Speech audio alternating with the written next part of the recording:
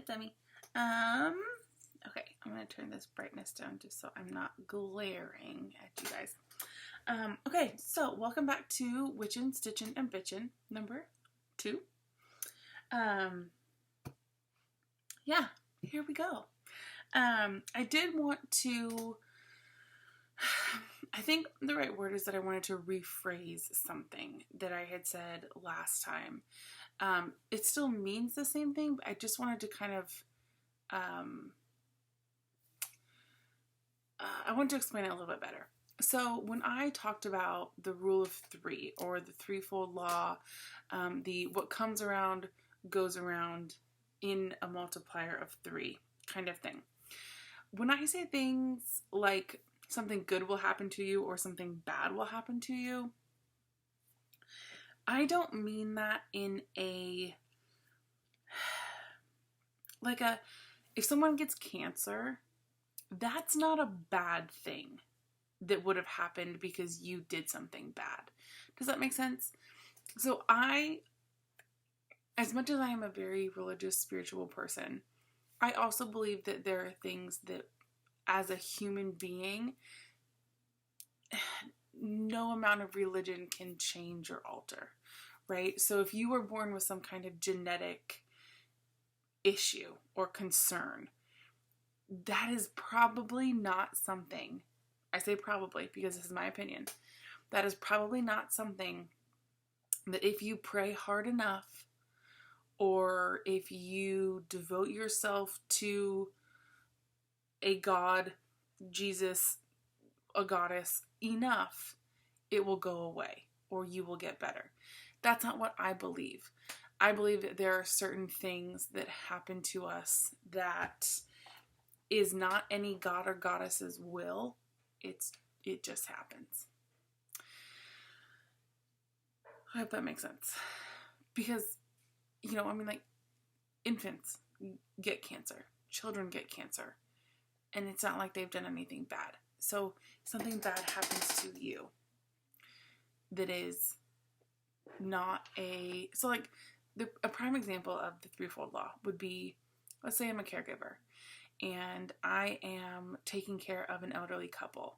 Well, I decide to steal from that couple because they're not going to need it anyways. Whatever. They have a ton of money or they, have a ton of food or sheets or whatever. Whatever, right?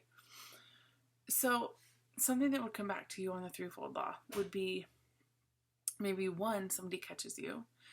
2, you get fired. And 3, you get basically like blacklisted from caregiving.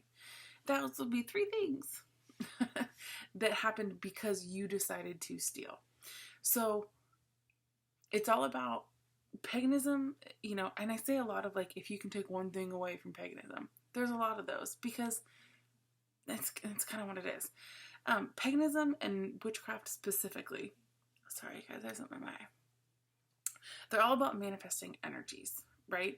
So if you are manifesting, if you are helping someone that didn't ask for help, if you're going out of your way to be kind to someone, that's positive, that's good energy, right? If you are stealing something, if you are bullying someone, that's bad energy that you are creating and you're putting out there in the universe. I kind of think of energy that I manifest as like a boomerang. So I create it, I put it out there, and then however it comes back to me is hopefully positive, but it also can be negative. And that's just, you have to have that light and dark. You have to have that, and I'm not talking about dark like evil curses things. I'm just talking about like, you have to have that good and that bad. That's how you really live, to me, in my opinion, a completely fulfilled life. So I hope that clears any confusion up. So today we're going to talk about a couple different things that kind of have to do with each other. So I mentioned, I think it's like an eyelash on the you guys. Okay, I hope that's good. And I am going to maybe, this is really just turning into Witchin and Stitchin. But I'm going to try to knit a little bit on my sister's baby blanket if I can do it. I decided that trying to stitch while talking about this I can't do it. There's no way. So I think if I just try to knit, that might be an easier thing to do, because I don't have to like focus on where I'm stitching. Okay, so we're going to talk about the Wheel of the Year, the Pagan Wheel of the Year, and spells and rituals. So those are kind of the three things that we're going to talk about today. And we're going to do it because they kind of go together.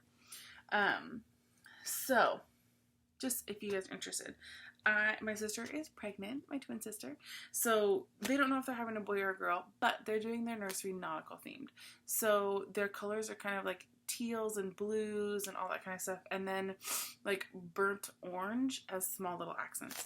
So I am knitting her a blanket, like a baby-ish blanket, out of these 3 colors. And then on the outside, I'm actually going to crochet a border out of that to kind of look like little lace or whatever. So I know I'm not going to need this much, but whatever, who cares? Okay, so, and I'm just knitting on circular needles, but I'm just knitting. I think I cast on like 200 stitches. So I want it to be relatively big just so like they can use it for a longer amount of time than like just a baby blanket.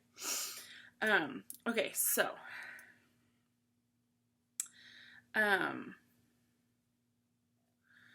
Wheel of the Year.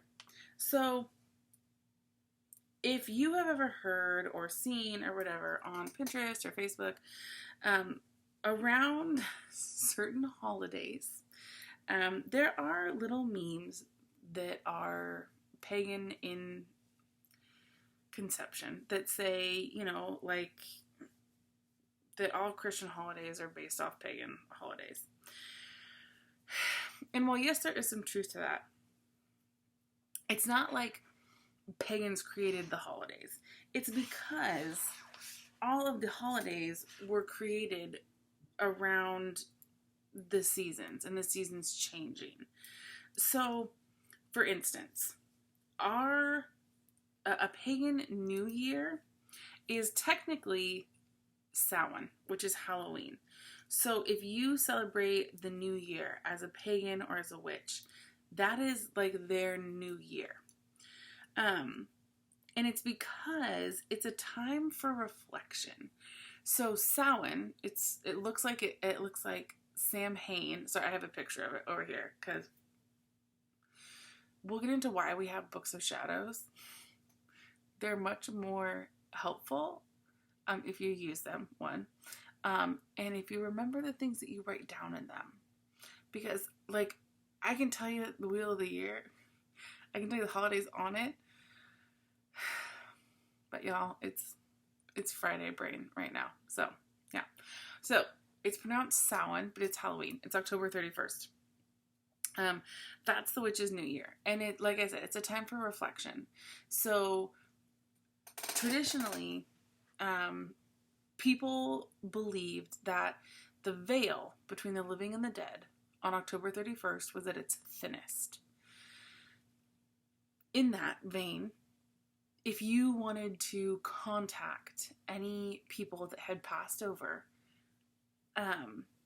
either side, so if the dead wanted to contact any living souls, or if the living wanted to contact any dead, that would be the time to do it. So that's kind of where I think like the skulls and stuff really started coming into play with Halloween. It is not Day of the Dead.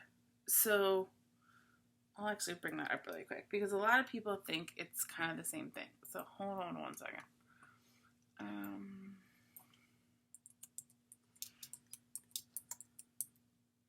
Okay, Day of the Dead. Oh, shoot. I just want... Okay. So.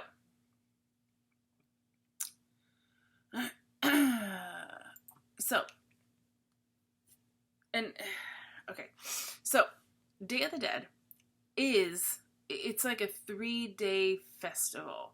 Most pagan holidays are also kind of like 3 or 4 days because it has to do with the phases of the moon. So Dia de los Muertos begins October 31st, ends usually around November 2nd.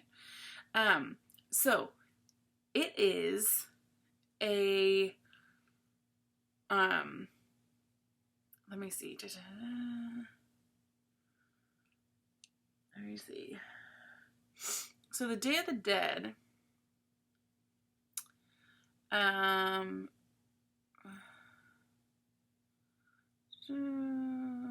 so it's basically the same thing, where it's a, gathering to pray and remember for friends, family members who died. Oh, you know what? I think I'm thinking of All Saints Day. Is that what I'm thinking of?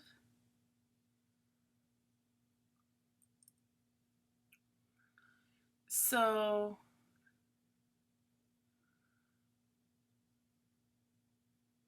okay, so All Saints Day is a specific Christian holiday, or Catholic? No. Oh yeah, and it looks like Catholic also. That is November 1st that celebrates all of the saints. Specifically all of the saints. So, anyways, so it's around the same time as Day of the Dead, and it's in the same vein. The main difference is that for Samhain, it also is a time of celebration versus mourning. But there was that kind of extra step in, let's try to contact some people. Why not? Again, there's so many different cultures that overlap. And so that's why I always find it funny that's like, oh, this culture stole our religion, and no, this culture stole our. It's like, okay, everybody was basically doing the same thing around the same time. Can we just like get over it, please?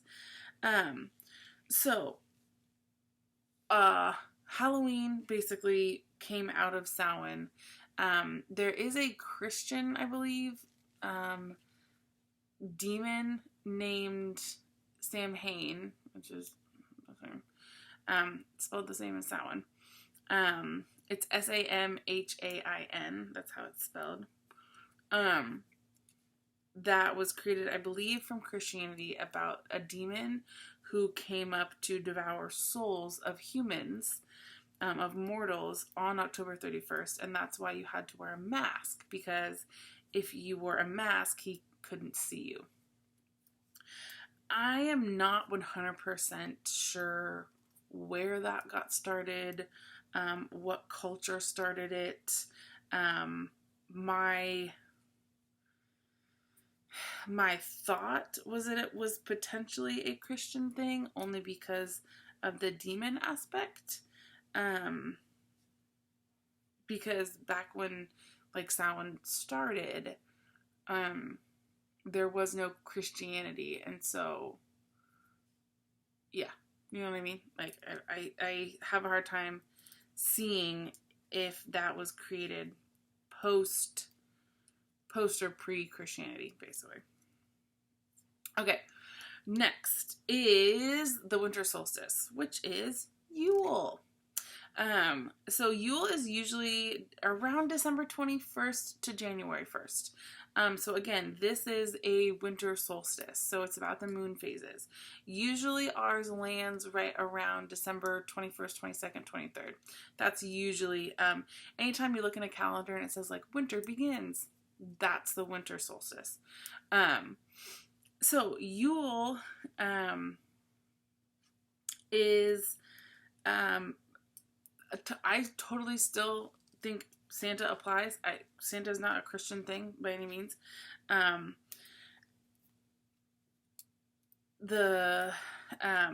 lot of people start to worship the Holly King, who is basically the Green Man, which is a pagan deity. I think he's kind of like Father Earth in a way. So a lot of people kind of pray or worship to the Holly King, which is like, Father Christmas. I mean, he looks a lot like what a woodland Santa would look like. So it's kind of easy. Actually, I think I have a really cool picture. Oh, I don't have my phone. Of course. Anyways, if you just type in like Pagan Holly King, you'll see it. He looks like Santa. So this is also, kind of one of those, the Yule log came about, right? I actually don't know the origins of the Yule log. I have a Yule log, cool enough, that I know it has something to do with the Yule feast, like the Feast of Yule. But I'm not a good witch, guys. I will find that out and let you guys know. Okay, so next is Imbolc. It looks like Imbolc because it's Imbolc. And this is basically the spring equinox. So, or no, sorry. This is another one of kind of the main, there's 4 main holidays. And then there's another 4 minor holidays, I guess you could say. They're all about, I don't know, month and a half, 2 months apart. So Imbolc is Candlemas. That's also what they call it. It is a, let me actually look at what Imbolc is.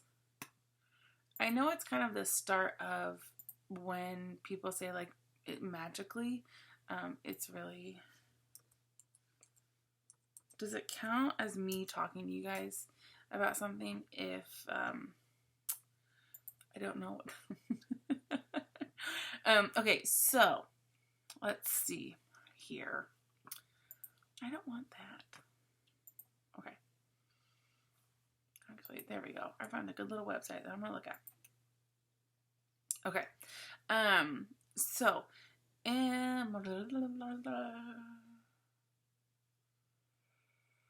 okay, so Imbolc, early February, usually February 1st or 2nd. And it is a time of kind of like sowing your seeds. So Imbolc literally means in the belly of the mother. Because that's where the seeds are basically starting for spring. So our next holiday is a spring equinox.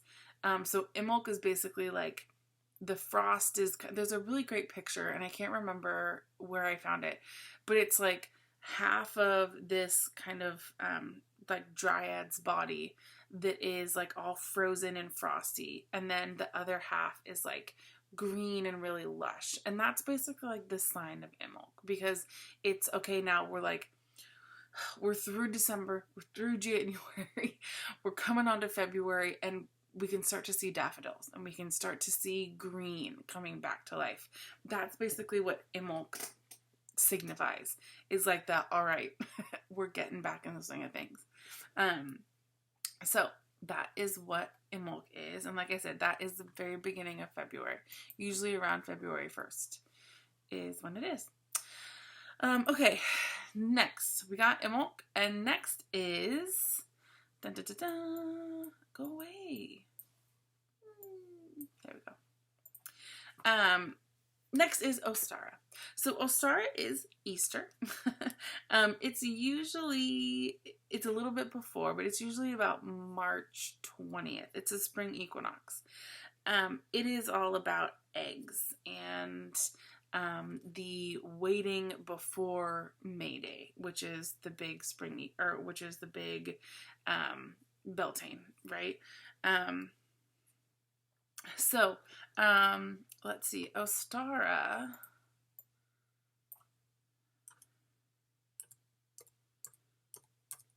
I believe, if I'm correct, it is a time of, so when the spring comes out, like fertility wise, Ostara is like in human form, the 9 months that someone is pregnant. That's basically kind of like what Ostara is signifying, right? So like the eggs, bunnies, springtime, you're like, it's here. Spring's coming. We can see things. Let me see if there's anything else, any little details. I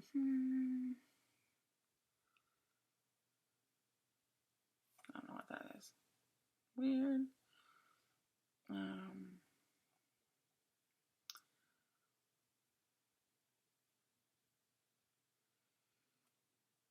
Yeah, so the coming of the spring, renewal, all that kind of stuff.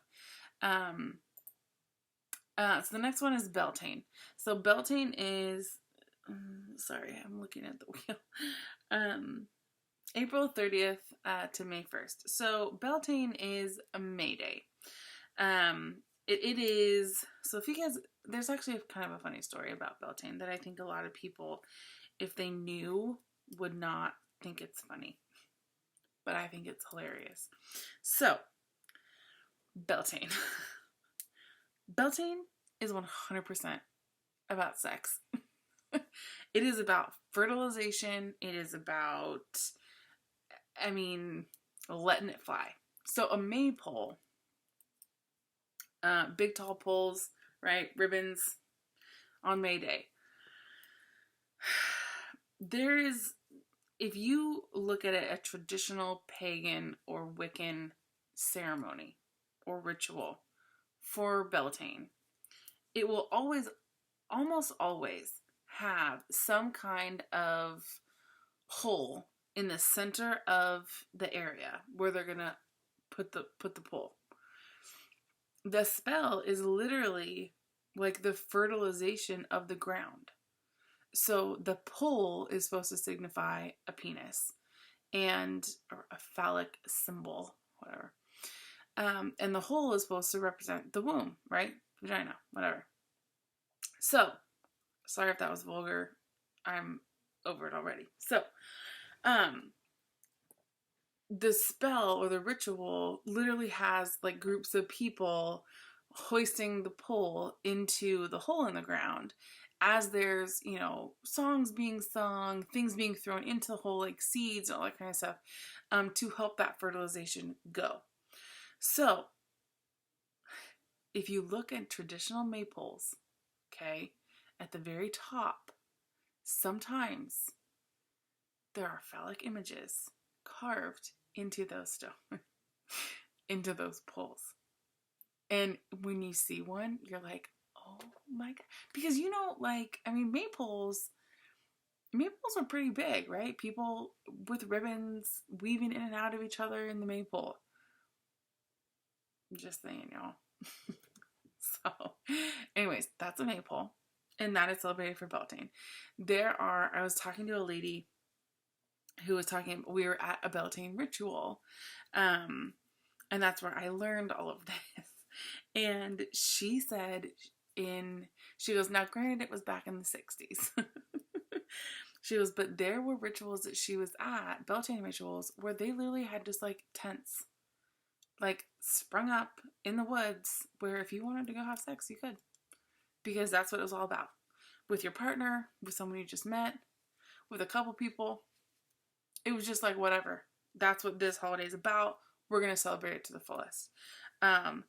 And she half jokingly said, she goes, I'm going to be honest with you, all those tents were pretty much full all the time. I was like, oh my God. So anyways, it was just, that story was too funny to me because I would have never known little things like that if I hadn't like gone out and met people. Okay, anyways, that's Beltane. Beltane rituals are really fun. Same with llamas, which is another one because they can go well into the night, right? So with like Yule and Samhain rituals, it gets dark at like in the Pacific Northwest, it gets dark at like 4:30. In like the like harsh times of winter, it gets dark super early. For Beltane and Litha and Lammas and all those, like you can stay out till 9:30 and it's still like dusk. So that's what's cool because like you don't even realize that the party, is going on that long. Okay, so moving on. So Litha is the next one, and that's the summer solstice. So Litha, Litha is all about kind of sunshine, right? So I believe the longest day, no, that's in Lammas. No, that's right. So Litha will also have the longest day of the year, right? Or the most daylight. Yule, directly across it, in December, end of December, has the shortest day of the year. Litha is celebrated on the longest day of the year. And that's usually when people do rituals and stuff. It's just all about being outside, sunshine. Some of these don't have like specific meanings. They're just like, that's the summer solstice and we're going to celebrate it. After that, it's Lunasa, which is actually spelled Lughnnasadh. A lot of people call it Lammas. And that is so it's celebrated July 31st to August 1st. Now, there are some people that say Lunasa is the traditional harvest. That's hard. Because for me, like, yes, there are some things that come up the end of July, but most stuff around me, most stuff comes up September, October. So it's whatever. But Lunasa is traditionally like the harvest, right? The bearing of our fruits. So we went through Ostara when we planted everything. We went through Beltane where everything was growing and being fertilized. We went through Litha, which was like the sunshine and everything grew beautifully. And now we have Lunasa, which is like the harvest time. Then we go into Mabon, which is the fall solstice or the autumnal solstice.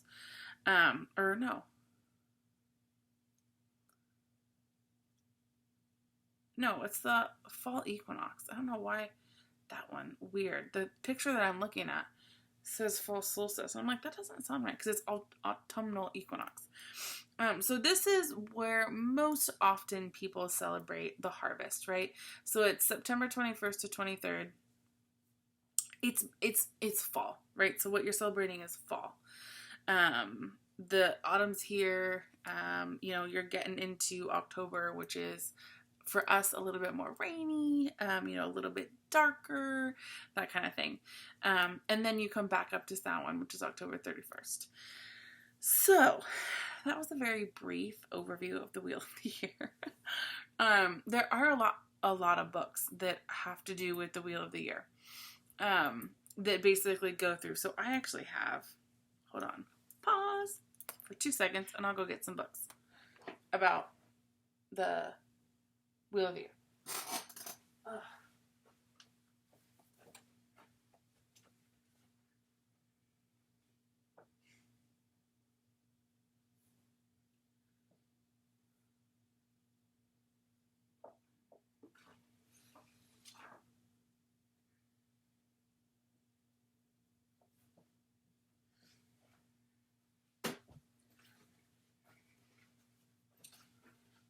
Okay. Okay, so this is a book that is published by Provenance Press, and it's called The Wiccan Year. Oops. And even though it says Wiccan, right, remember, the only thing that's going to be different in here from traditional witchcraft or traditional paganism is that there might be like some devotions in here, but obviously you don't have to do any of those. This book is really cool because it goes through all of the different seasons and the corresponding holiday. It talks about them in a little bit more. So, like, I'll show you. Dun, dun, dun, dun. Get out of here, preface. Okay, so it's like season 1, Samhain, a year begins.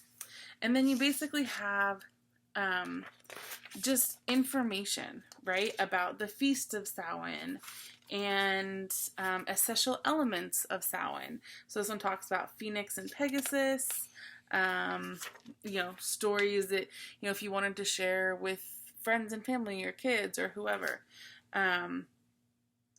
all different kinds of things. It has meditations about renewal and rebirth, right? That's a lot of what has to do with paganism. So a lot about like the phoenix, right? Phoenix rising out of its ashes and being reborn. Let's see. There is a ritual in here that's called Set Yourself Free. And all you need is a ball of red yarn, and then a couple things we'll go over in the next video, which will be tools that you need. There's a bunch of astrological influences that you can look at. And then there is like a passage and a ritual that you can read as you're doing things. Another meditation. Another ritual about remembering the dead. Crafting that you can do. There's a ton of stuff. There's recipes in here even. Yeah, so there's a ton of stuff. So there was literally, let's see how many exact pages there were. So there were 36 pages just on Samhain. So again, that's why this is a great book. If you just want one, go for it. The cool thing, again, about paganism and about witchcraft is that you can find a spell that you really, really like. But there's one or two things where you're like, I don't want to do that. That's fine. That's totally fine. You don't know how many times I have done spells or rituals where I'm like, yeah, but I don't have that certain herb, so I'm not doing that part. And it's 100% fine. You are supposed to be able to make it your own, make it individual, because that's what's going to work for you. That's how you're going to manifest the most amount of energy. I hope that makes sense to you guys. Llewellyn also comes out with, I don't know if they are continuing to come out with, but I snagged them off Amazon. They came out with Sabbath Essential books. So this one is Midsummer, which is Litha. And it's basically the same thing, but it's a whole book about it. So I also have one, for Samhain. And then I also have one for Yule. I have one for all of them because I got them on sale. So they're only $11.99. And I think I had like gotten a couple of them at a time. Anytime I was just ordering something from Amazon, I was like, oh yeah, I'll get another one of these books. Like it was, $11 or whatever. So, but there's tons of stuff in each one of these. Like, let me show you the table of contents. So there's, it talks about the series in general. Then it talks about the old ways of doing things, like traditional ancient ways. Then it talks about new ways, so how to incorporate, new things into it. Different spells, recipes and crafts, prayers and invocations, rituals of celebration. And then it has a bunch of correspondences, and then a bunch of further reading stuff. So each book has, this one's like 215 pages, all about Yule. Or all about Samhain. So, like I said, you can find a lot of information about the Wheel of the Year if you just kind of know where to look. But I would really recommend the Wiccan Year if you just want like an intro book to it, because it's great. Also, we have an artist here in Eugene that makes clay pottery, and I snagged this guy off of him. So it is supposed to hang in your garden, and there are holes, if you can see, so that during the season that it is, you can hang it and then rotate it like that. This guy just stays on my altar, and I actually lay it flat, and then I put like a bunch of crystals right here in the middle, and then wherever I'm at is where I put like just a quartz crystal or something, just as like my own little calendar kind of a thing. So I just thought that was way too cool to share. Okay. Next thing. Got through the Wheel of the Year. So the next topic is spells and rituals. So you guys have heard me say a couple times about different spells and rituals. So I think I said in episode 1, spells are prayers. That is it. A spell may consist of a poem that you say, you light candles or light incense, but that is literally it. There's the more complex a spell is, traditionally in like pagan thinking, the more powerful it's going to be because of all the energy and the intention that you are putting in that spell. A spell can be very personal. That's why a lot of people, and we'll talk about tools next time, a lot of people don't share their Book of Shadows because some spells are very rich or are very personal and they're very private. And I totally get that. But I don't care. I don't care if you guys see my Book of Shadows. It's whatever. I literally have like 4 that I write in. I'm trying out a new one where it's a coloring Book of Shadows. And it's fantastic and I love coloring. But it's whatever fits you. I have a couple that I have been wanting to start that have beautiful images in them. And then I just end up being like, why? This is stupid. I just want it to be a junk journal because that's what I end up turning everything into anyways. And that's kind of the aesthetic that I like. So spells can be done just in any occasion that you would do a prayer. So if you wanted to do a spell for you to get a job, perfect, instance to do them. If you wanted to do a spell for to get pregnant, perfect. A spell to get rid of unwanted neighbors, perfect, as long as you're not harming them. A spell to try to be more financially savvy, sure. Anything that you would potentially pray about is something that you could do a spell about. The biggest thing about spells is, again, this word you may hear many times come out of my mouth, intention. So if you are doing a spell to a god, a goddess, multiple gods or goddesses, and you want a job, you better be looking for jobs. That's the biggest misconception. Another one of the biggest misconceptions about witchcraft is that, oh, I did a spell to get a job, so I'm just gonna, let that happen. Let that manifest. Okay, well, if you're not applying for any jobs, then it's gonna be real hard for you to get a job if you're not actively doing things. Also, for a god or goddess, right, if we do personify them and not just their energy, why would they ever want to give their guidance, their wisdom, their energy towards someone who's not working for a goal?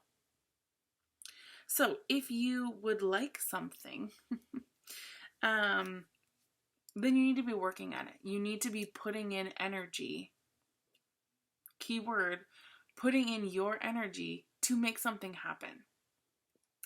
The gods are only gonna, they're not just gonna magically snap a finger and, oh, you're a CEO of a company. Like, it's about manifest, so if you don't really try that hard, maybe you get a teeny tiny part-time job where if you're out there walking around handing out resumes, doing whatever you can, maybe you get a great job. It's all about the energy that you're going to manifest. And I guarantee people will be like, well, I do all that, but I still don't have a great job. Okay, well then maybe you're just not doing enough. And yes, it also takes into consideration, like, we're in a recession or whatever, like the job market's horrible. So but again, if you know the job market is horrible and you do a spell to get a job and then you put 0 effort, see where I'm getting at here? You're not just going to be handed things on a silver platter with witchcraft. That's not how it works. If you think that you're just going to come in here and boop, snap your finger and you're going to be a millionaire, no. Okay, so for 40 minutes, we're doing okay. So, rituals. Rituals, in my opinion and experience, happen for certain occasions. So, Full moon, greatest example of a ritual. There are rituals you can do every full moon to help rejuvenate yourself, right? Because a full moon is like, we're gonna look at some things to let go. We're gonna find some new goals for this new cycle, all that kind of stuff. There is full moon rituals that are beautiful, and you stand outside at the dark, and it's lovely. There are spells that you do within rituals if you would like to. There's also a little bit more structure, I would say, to rituals. If you are a solitary practitioner, rituals and spells may look pretty similar. If you practice or if you are invited to participate into a group's ritual, it's going to be a lot different. Mainly because you're working with a lot more bodies, right? So you can sing songs, you can dance, you can share with the group, your ideas, thoughts, whatever. That obviously you wouldn't be doing if you were on your own. Not saying one's better than the other. I participated in many group rituals, and I've also done some solitary ones that basically are just big spells. Longer drawn out spells, I guess you could say. So those are kind of my topics for today. Like I said, we're just at 40 minutes, but if you guys have any questions, please feel free to leave them below in the comments. I have been very, very, very excited that so many people are also excited about this. I can totally go into more detail on anything, but again, I don't want this to turn into like witch school, because I don't want anyone to feel like this is like a conversion that I'm doing. I just want people to know more about paganism and know that we don't sacrifice babies. I keep going back to it, guys, but you would be so stunned with the amount of people who literally believe that witchcraft is about sacrificing things to the devil. Like, no joke.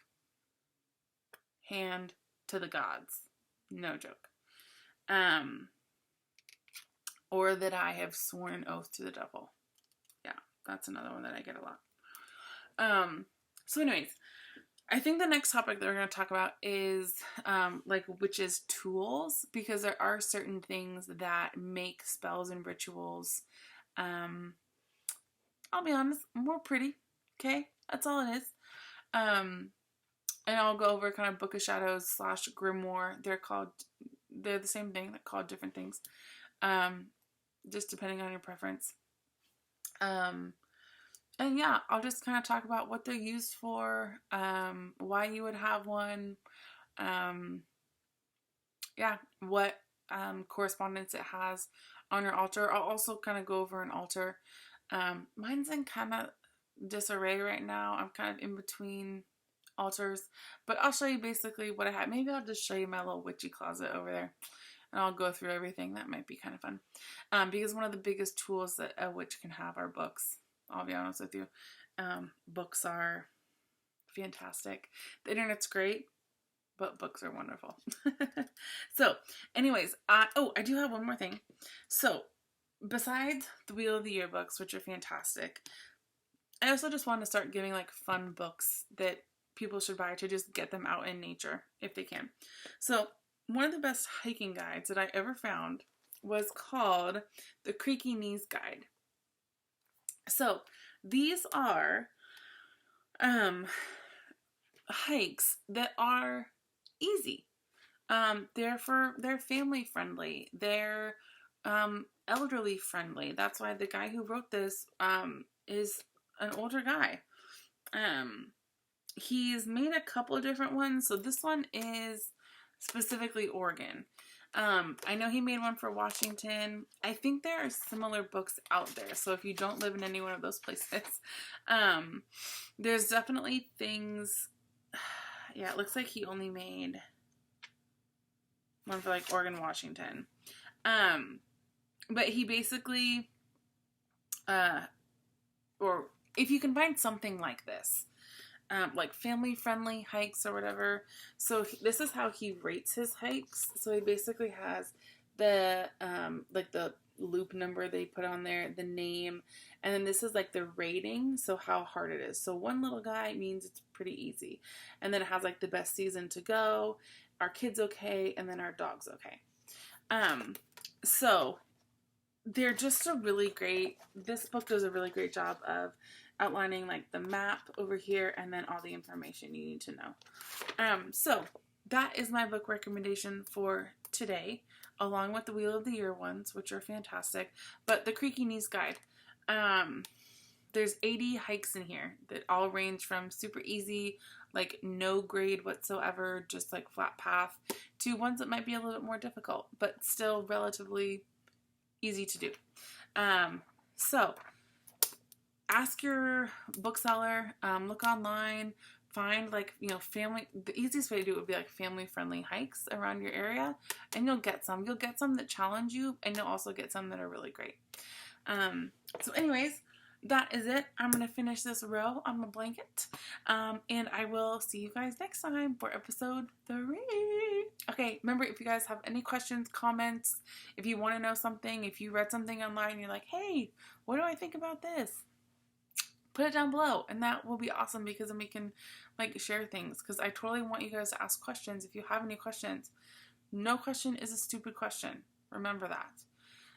And yeah, I'll talk to you guys later. Bye!